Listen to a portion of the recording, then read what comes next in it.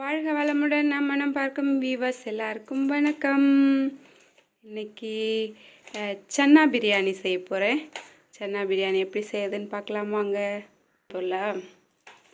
தேவையானது என்னென்னா பச்சை மிளகா, வெங்காயம், புதினா, கொத்தமல்லி, தக்காளி. அது யார் வெட்டுறது தெரியுமா?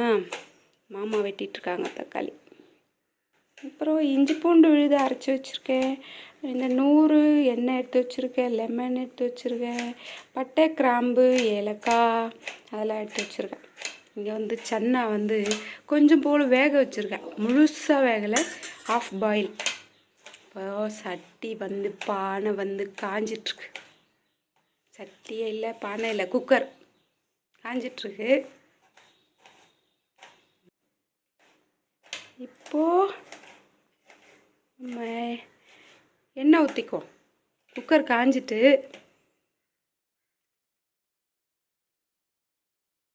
எண்ணெய் ஊற்றியாச்சு. 100 எண்ணெய் தான் ஊற்றிருக்கேன். உங்களுக்கு தேவைன்னா அதிகமாக ஊற்றிக்கலாம். எனக்கே தேவைன்னு தான் தோணுது. இன்னும் கொஞ்சம் ஊற்றிக்கலாம். 100 எண்ணெய் ஊற்றுனேன்னா இப்போ 50 எண்ணெய், 150 எண்ணெய் ஊற்றிருக்கேன். ஊற்றியாச்சு.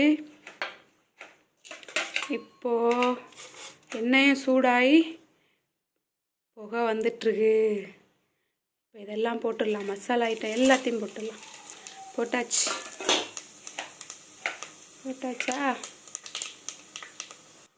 இப்போது வெங்காயம், பச்சை மிளகா ஆட் பண்ணிக்கலாம். வெடிக்குது.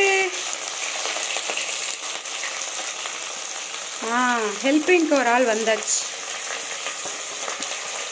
வெங்காயம், பச்சை மிளகா போட்டாச்சு. இப்போது இதை மிக்ஸ் பண்ணிக்கலாம். மிக்ஸ் பண்ணுங்க. நான் செஃப் தாமு ஆயிட்டேன். அப்படிதான் கரெக்ட். இப்போ வெங்காயம் நல்லா வதங்கணும். பார்த்தீங்களா, தெரியுதா? பச்சை மிளகா, வெங்காயம், மசாலாலாம் இருக்குது. இது நல்லா வதங்கட்டும்.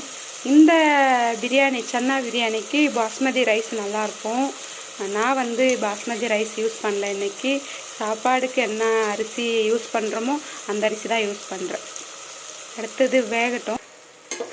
வெங்காயம் நல்லா வதங்கி வந்துடுச்சு. இந்த மாதிரி கலர் மாறிடுச்சு. இப்போது தக்காளி ஆட் பண்ணிக்கலாம். தக்காளி வந்து எத்தனை தக்காளி? ஒரு 6-7 தக்காளி இருக்கு.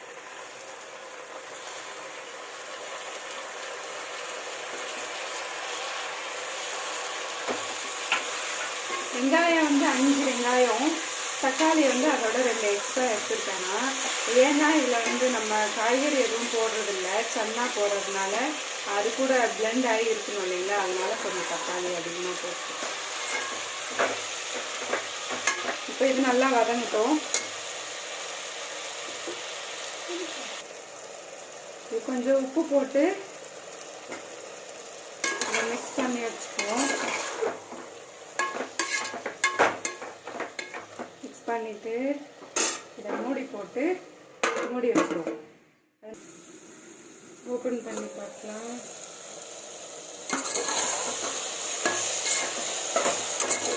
நல்லா குழஞ்சி வந்துருக்கு. குழையணும். நல்லா குழஞ்சாதான் அந்த ஃப்ளேவர் கிடைக்கும்.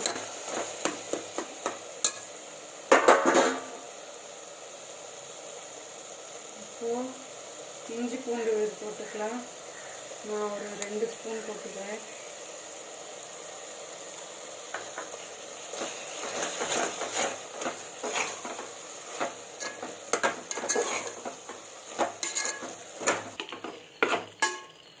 இஞ்சி பூண்டு வந்து ஸ்மெல்லெல்லாம் இப்போ போயிடுச்சு. இப்போது இது தனி மிளகாய் தூள். நம்ம ஆல்ரெடி பச்சை மிளகாய் 5 போட்டிருக்கோம். இப்போ நான் 1 ஸ்பூன் போடுறேன். காரம் வேணும்னா உங்கள் விருப்பம். நான் கொஞ்சம் 1.5 ஸ்பூன் போட்டிருக்கேன். இப்போ அப்புறம் பார்த்துட்டு கூட போட்டுக்கலாம். 1 ஸ்பூன் வந்து கரம் மசாலா. இதெல்லாம் நீங்கள் வீட்டில் வச்சுருந்தீங்கன்னா நீங்கள் போட்டுக்குங்க. என்கிட்ட இல்லை, அதனால் நான் பேக்கெட்டில் வாங்கியிருக்கேன். இப்போது இதெல்லாம் போட்டு நல்லா மிக்ஸ் பண்ணிக்கோங்க. மிளகாத்தூள்லாம் போட்டிருக்கோம் இல்லைங்களா, அதுவுமே கொஞ்சம் ஸ்மெல் எல்லாம் போகணும். நல்ல குழம்பு மாதிரி வரணும், கொதிச்சு வர்ற மாதிரி வரணும். இப்போது தயிர் மிக்ஸ் பண்ணிக்கலாம். நான் இந்த 1/2 டம்ளர் தயிர் எடுத்துருக்கேன். தயிர் மிக்ஸ் பண்ணிக்கலாம்.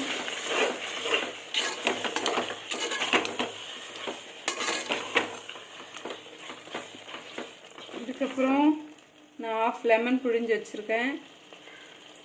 சின்ன லெமன், பெருசாக இருந்துச்சுன்னா நீங்கள் கொஞ்சம் ஒரு 10 சொட்டு அந்த மாதிரி விட்டுக்கணும், இல்லைன்னா புளிப்பாயிரும். இந்த மாதிரி குழம்பு மாதிரி வரணும்.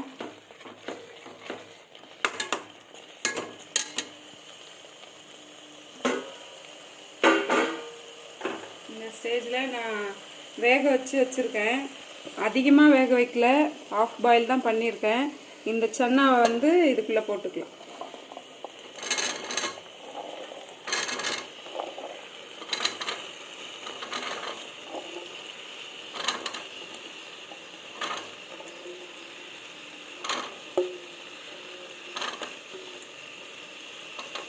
இந்த தண்ணியை கீழே ஊற்ற வேணாம், இதை நம்ம தண்ணி அளந்து ஊற்றும் போது இதை யூஸ் பண்ணிக்கலாம். ஏன்னா இதில் தான் இருக்குது சத்தெல்லாம்.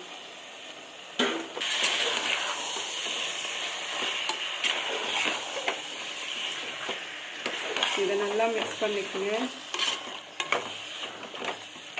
ஆல்ரெடி நம்ம உப்பு போட்டிருக்கோம். இப்போ வந்து இந்த சன்னாவில் உப்பு இறங்கணும் இல்லைங்களா, நான் உப்பு போட்டு வேக வைக்கல, அப்படியே தான் வேக வச்சுருக்கேன். அதனால் உப்பு போட்டுக்கலாம். 1 ஸ்பூன் உப்பு போட்டுக்குங்க. உப்பெல்லாம் உங்களோட கண் அளவு தான், நீங்கள் உங்களுக்கு எவ்வளோ போதும் அப்படின்றது நீங்கள் பார்த்து போட்டுக்கணும். இந்த சன்னா போட்டு கொஞ்ச நேரம் வேக வச்சாச்சு. இதில் இந்த தக்காளி வெங்காயம் இதோட வந்து மிக்ஸ் ஆகி கொஞ்சம் குழம்பு மாதிரி வந்தாச்சு. இப்போ நம்ம தண்ணி மிக்ஸ் பண்ணிக்கலாம். நான் ஆல்ரெடி வந்து தண்ணி இதில் அளந்து வச்சுருக்கேன். அந்த தண்ணி வந்து 1:2, ஒரு டம்ளர் அரிசிக்கு 2 டம்ளர் தண்ணி, அந்த மாதிரி தண்ணி நான் அளந்து வச்சுருக்கேன். அந்த தண்ணியை இப்போ இதில் மிக்ஸ் பண்ணிக்கலாம். இது சன்னா வேக வச்ச தண்ணினால அதுலேயே மிக்ஸ் பண்ணிட்டேன்னா.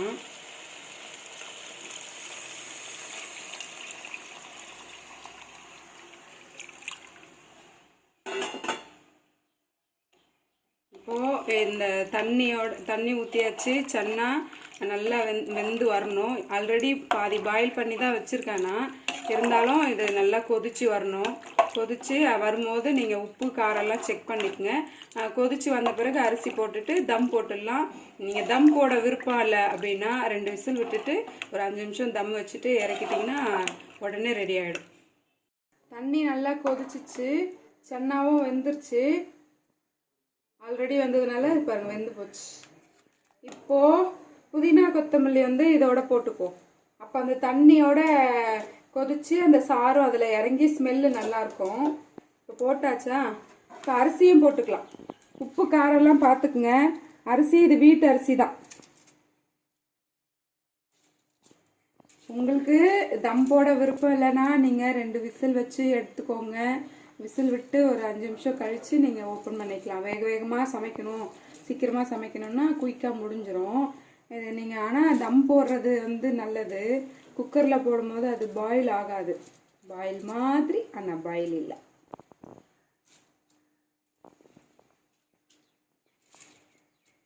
தண்ணி இல்லாமல் போட்டுக்குங்க. நம்ம ஆல்ரெடி தண்ணி ஊற்றிருக்கோம், அதனால் தண்ணி இல்லாமல் இருத்துட்டு நல்ல தண்ணியை வடித்து அதுக்கப்புறமா போடும்.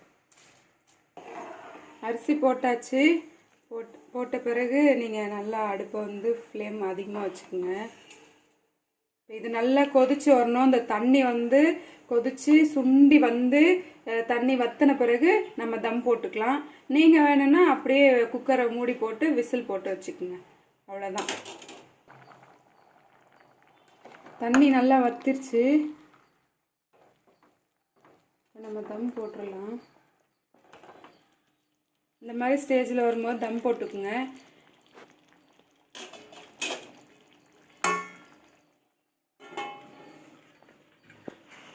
மேலே தோசை தவா வச்சுக்கோங்க வெயிட்டுக்கு. இப்போது தண்ணி இருக்குது, இந்த தண்ணியை தூக்கி இதுக்கு மேலே வச்சுருவோம். அவ்வளோதான். இதுக்கப்புறம் ஒரு 20 நிமிஷம் கழித்து இதை ஓப்பன் பண்ணி பார்க்கலாம். இப்போ இது மாதிரி 20 நிமிஷம் வந்து சிம்மில் தான் இருக்கணும். சிம்மில் வச்சு அப்படியே விட்டுருங்க. 20 நிமிஷம் அப்படியே விட்டுருங்க. ஓப்பன் பண்ணிக்கலாம்.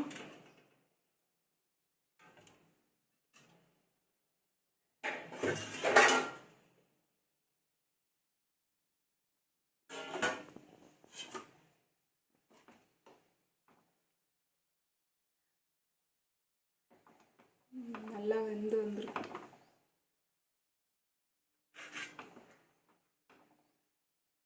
சன்னா பிரியாணி ரெடி.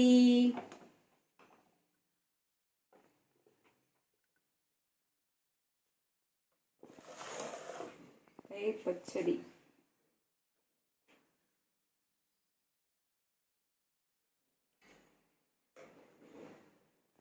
வாங்க சன்னா பிரியாணி சாப்பிட்லாம். நீங்களும் ட்ரை பண்ணி பாருங்கள் இந்த டிஷ் எப்படி வருதுன்னு.